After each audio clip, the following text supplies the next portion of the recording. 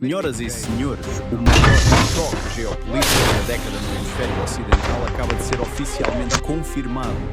O cenário estratégico da América Latina mudou permanentemente da noite para o dia.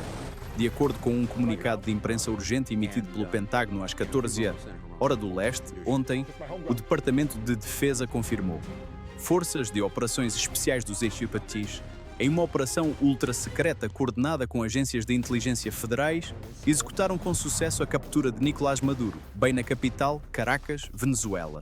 Citando fontes da Reuters e verificando através do portal oficial defense.gov, esta operação, de codinome Lightning Strike, ataque relâmpago, ocorreu na madrugada de sábado, 3 de janeiro de 2026. Esta é aclamada como uma das operações mais audaciosas, complexas e de alto risco que os militares dos IUC realizaram desde o ataque a Bin Laden. Logo após o resgate, o presidente dos Estados Unidos realizou uma coletiva de imprensa na Casa Branca, declarando que Maduro está atualmente sob custódia dos IUC e sendo transportado para um local não revelado para enfrentar as acusações do Departamento de Justiça. Simultaneamente, o Departamento de Justiça divulgou uma acusação massiva, ligando-o diretamente ao tráfico transnacional de drogas e corrupção em uma escala sem precedentes. Este evento acionou o nível de alerta mais alto no Comando Sul do QHTS US Southern Command. Os grupos de ataque naval dos IQCTs no Mar do Caribe estão agora mudando para o estado de prontidão de combate para precaver qualquer resposta armada de remanescentes venezuelanos ou de seus aliados próximos. O mundo inteiro está prendendo a respiração. Caracas se transformará em uma zona de guerra? Como as outras grandes potências reagirão a essa ação unilateral decisiva de Washington? No boletim aprofundado de 20 minutos de hoje, deixaremos a política de lado. Decifraremos esta campanha sob uma lente puramente militar. Mergulharemos nos arquivos de equipamentos, nas rotas de infiltração das equipes de operações especiais e nos cenários de batalha naval que podem eclodir nas próximas 24 horas. Bem-vindo de volta ao canal Comando Naval. Para compreender totalmente a escala colossal da Operação Lightning Strike, devemos descascar a camada das manchetes políticas e examinar a mecânica fria e dura do tabuleiro de xadrez militar. Esta campanha não foi meramente um ataque, foi o teste de resistência definitivo para a doutrina de operações marítimas distribuídas dos IUCs contra um ambiente sofisticado de anti-acesso, negação de área A2, AD. Primeiro, vamos estabelecer o contexto estratégico. A estrutura legal para esta missão foi estabelecida em 26 de março de 2020, quando o Departamento de Justiça dos Estados Unidos divulgou a acusação S-2-11-5. Este documento acusava Nicolás Maduro e seu círculo íntimo de participar de uma conspiração de narcoterrorismo, transformando o Estado venezuelano em uma empresa criminosa ligada às Farc. Por 6 anos, essa acusação ficou em uma mesa, uma arma adormecida. Porquê? Porque o risco tático era simplesmente alto demais. Caracas não é um alvo fácil. Na última década, a Venezuela construiu um dos sistemas integrados de defesa aérea e ADS mais densos do hemisfério ocidental, fornecido principalmente pela Rússia. A joia da coroa dessa defesa é o S-300 VM Antey 2500. Diferente do S-300 padrão, a variante VM é um sistema sobre lagartas de alta mobilidade projetado especificamente para combater mísseis balísticos e mísseis de cruzeiro. Ele usa o radar de controle de fogo 9S-32 Grille-Pan, um sistema de matriz faseada multimodo capaz de rastrear até 6 alvos simultaneamente, com alcance de detecção superior a 250 km. Além da ameaça superfície-ar, a Força Aérea Venezuelana, Aviación Militar Bolivariana, opera caças Sukhoi Su-30 Caixa 2 Flanker G. Este é um caça de superioridade aérea pesado, bimotor, equipado com radar NS-61 SVEP e mísseis guiados por radar ativo R-77, teoricamente capaz de engajar aeronaves americanas, além do alcance visual BVR. Por muitos anos, a combinação de S-300 VM no solo e Su-30 MK2 no ar criou uma bolha anti-infiltração que impedia qualquer plano de resgate convencional. No entanto, no final de 2025, o cálculo estratégico mudou drasticamente. Relatórios de inteligência do USNI News e Jane's Defense Weekly começaram a destacar uma degradação catastrófica na prontidão de combate da Venezuela. O conflito prolongado na Europa Oriental significava que a Rússia não podia mais fornecer as peças de reposição críticas, especificamente motores turbofan AL-31UF, necessários para manter a frota de Su-30 operacional. As taxas de sortida despencaram. Os radares S-300, exigindo manutenção constante de tubos de ondas viajantes e sistemas de resfriamento, começaram a sofrer paralisações prolongadas. A cúpula de ferro sobre o céu de Caracas enferrujou. Um vácuo de frequência se abriu no espectro e os planejadores dos Eclipses decidiram dirigir um caminhão através dele. Vamos analisar a plataforma naval que facilitou este ataque. É importante notar que o Pentágono não implantou um super porta-aviões classe Nimitz para esta operação. Um porta-aviões de 100 mil toneladas é muito barulhento, muito visível e transmite um sinal de guerra em letras maiúsculas. Em vez disso, a Marinha dos Utah usou o USS America, LHA-6, operando como um Lightning Carrier, porta-aviões relâmpago. O LHA-6 é um design revolucionário na guerra naval moderna. Com um deslocamento de 45 mil toneladas, ele elimina o convés de poço inundável tradicionalmente visto em navios de assalto anfíbio para dedicar cada polegada cúbica de volume interno ao suporte de aviação. Ele carrega uma reserva massiva de combustível de aviação JP-5 e depósitos de munição expandidos. Ao configurar o USS America com uma carga pesada de jatos F-35B Lightning II, os fuzileiros navais criaram um porta-aviões de bolso que possui 80% da capacidade de combate de um super porta-aviões, mas com uma pegada política muito menor. O F-35B é o eixo do componente de superioridade aérea. Esta aeronave de decolagem curta e pouso vertical, STOVL, não é apenas um caça, é um nó de sensor aéreo.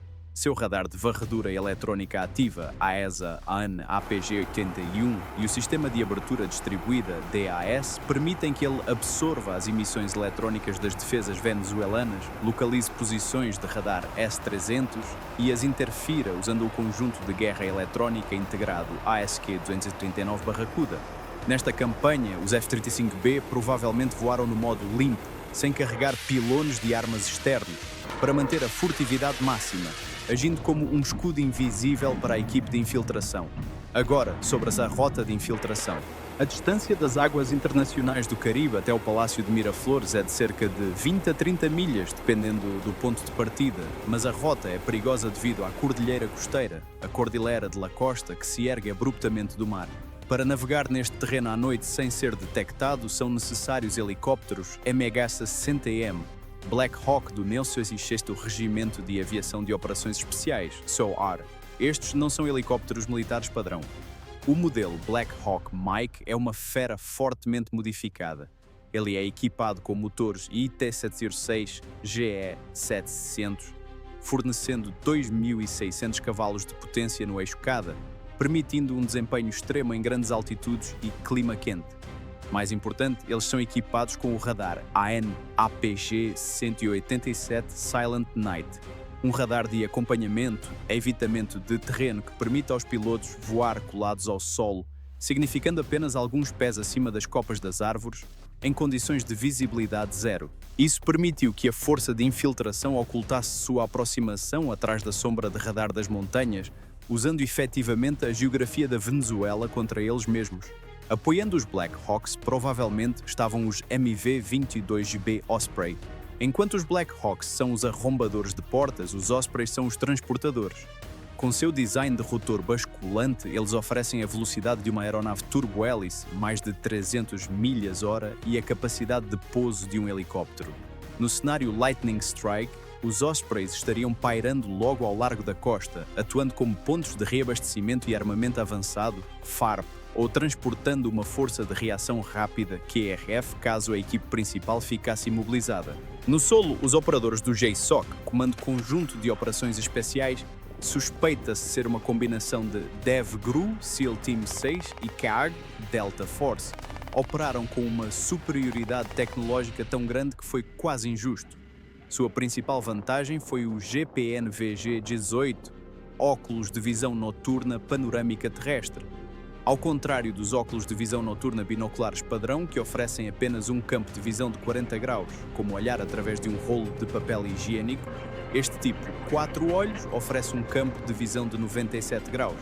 Em ambientes de combate a curta distância, CQB, como o Palácio Presidencial, a visão periférica é a diferença entre a vida e a morte. Além disso, devemos discutir a interface de ataque físico cibernético. Relatórios indicam que minutos antes do ataque físico, uma unidade especializada do Comando Cibernético dos EQUs se executou uma operação de intrusão nos sistemas SCADA que controlam a rede elétrica de Caracas. Isso não foi apenas para apagar as luzes, foi sobre desativar os nós de comando e controle. Redes de defesa aérea modernas dependem de links de fibra óptica para compartilhar dados de alvos entre estações de radar e baterias de mísseis. Ao cortar a energia e inundar a rede com ruído digital, os USSTO efetivamente lobotomizaram a rede de defesa venezuelana, isolando cada unidade e deixando-as cegas, surdas e mudas.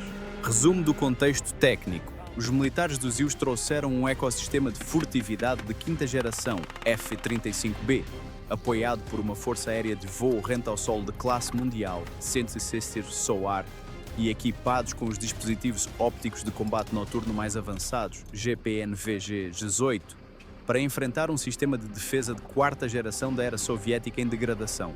A disparidade na velocidade da cadeia de abate, kill chain, o tempo para detectar, rastrear, mirar e engajar, era insuperável.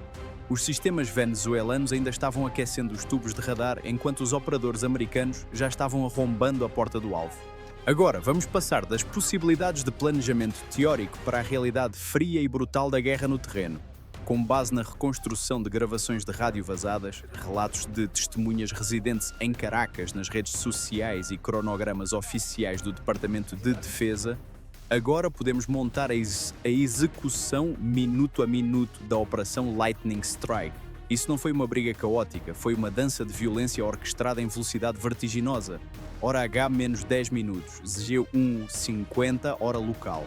O espaço aéreo sobre o Mar do Caribe, especificamente a área Zulu 4, fica em silêncio.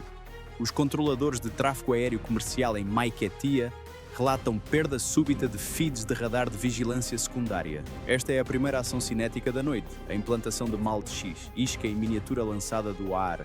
Lançados de bombardeiros B-52 pairando a centenas de milhas de distância, essas iscas voam em configurações que imitam uma força de invasão massiva dos UATs se aproximando do leste. Este é o engodo. Os operadores de radar venezuelanos no Comando Estratégico Operacional, COFONB, estavam colados às telas, rastreando uma frota fantasma de bombardeiros inexistentes, desviando a atenção deles e de seus caças interceptadores para longe da capital. Hora H-02, escuridão total envolve o distrito de Miraflores. O ataque cibernético autorizado pelo Comando Cibernético dos IUSIUS atinge os nós de distribuição de energia da barragem de Guri. As luzes da rua se apagam. As câmaras de segurança congelam.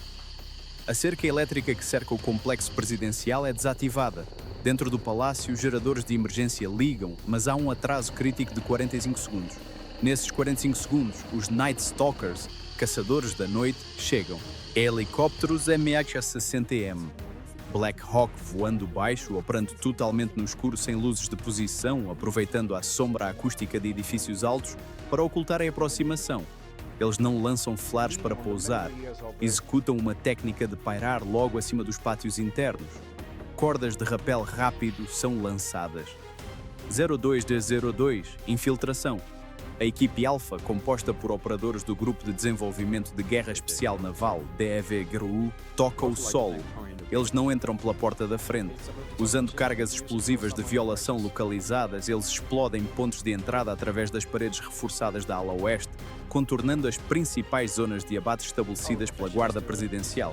A explosão é o primeiro aviso que a força venezuelana recebe de que a guerra chegou à sua porta. Lá dentro, o ambiente é caótico. Luzes de emergência piscam, criando sombras longas e desorientadoras. Mas para os operadores americanos equipados com óculos de visão noturna de 4 tubos GPNVG-18, o corredor é claro como o dia. Eles se movem em formação de fluxo de água, fluidos silenciosos e letais. Resistência é registrada na escadaria principal. Elementos da Guarda de Honor, Guarda de Honra, tentam estabelecer uma posição defensiva. O confronto dura menos de 6 segundos.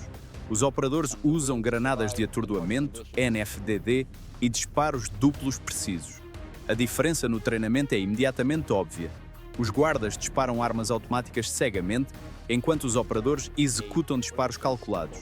02-18. A Fortaleza. A equipe Bravo, um componente especializado da Delta Force, aproxima-se dos aposentos principais. A inteligência fornecida por agentes da CIA no solo confirmou que o alvo Jerônimo, codinome da operação para Maduro, estava no bunker seguro do subsolo, não no quarto. A equipe encontra uma porta reforçada contra explosões. Arrombar a fechadura mecânica é impossível. O breacher anexa uma carga moldada nas dobradiças. A explosão causa sobrepressão no corredor, soprando a porta para dentro. A equipe inunda a sala, sem negociação, sem leitura de direitos. Os operadores gritam ordens em espanhol. Manos arriba, suelo, suelo. Mãos para cima, no chão, no chão. 02-12. Jackpot. O código ressoa na rede de satélite criptografada. Jackpot, alvo seguro. Nicolás Maduro foi identificado. Ele é fisicamente contido com algemas de plástico e encapuzado. Uma varredura biométrica rápida, provavelmente impressão digital ou varredura de íris, é realizada no local para confirmar a identidade com 100% de certeza. A confirmação é transmitida aos chefes do Estado-Maior Conjunto no Pentágono e à sala de situação na Casa Branca. Mas agora, a missão entra em sua fase mais perigosa. O elemento surpresa acabou.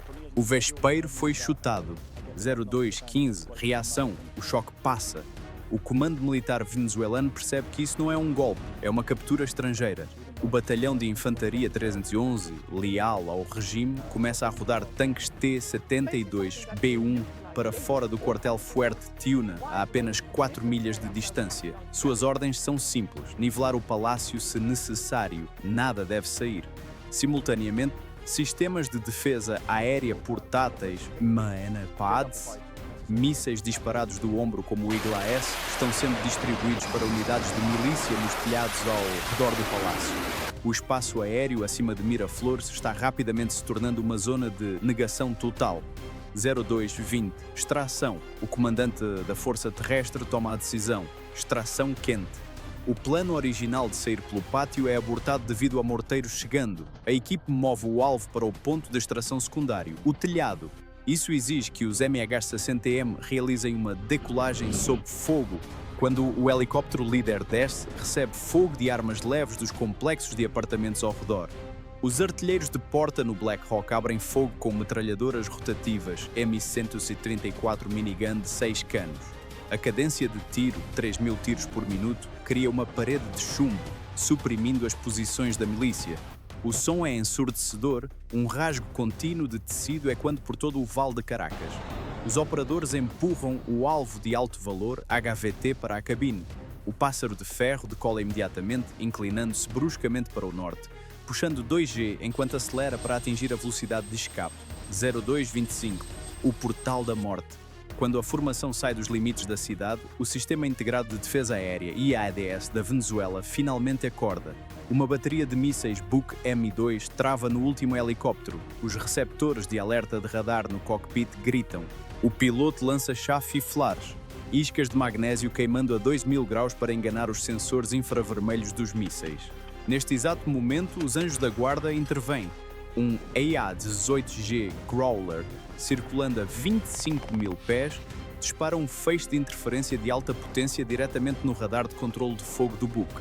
Nas telas venezuelanas, o alvo simplesmente desaparece. O míssil perde a trava e se autodestrói no ar. 02-30 Atrito Arar 2 F-16 venezuelanos, decolando da base aérea El Libertador, estão agora voando em velocidade supersônica e se aproximando da força de extração. Eles estão furiosos e estão armados. Eles estão a 40 milhas de distância. Este é o momento em que a Terceira Guerra Mundial poderia começar. Se eles dispararem contra os helicópteros americanos, a Marinha dos Iwades será forçada a abatê-los. A voz do comandante aéreo do USS America corta a frequência de alerta internacional. A aeronave não identificada, vocês estão se aproximando de uma formação de coalizão protegida. Virem para o rumo 180 imediatamente ou serão destruídos. Para enfatizar a ameaça, uma esquadrilha de 4 F-35B se materializa, desativando o modo furtivo, abrindo compartimentos de armas. eles abrem os compartimentos de armas internos, revelando mísseis AIM-120 AMRAAM e iluminam os radares de mira nos F-16 venezuelanos. Os pilotos venezuelanos, ao verem seus RWR, receptores de alerta de radar, acenderem com o sinal de um caça de quinta geração que eles não conseguem ver, percebem que estão mortos se continuarem.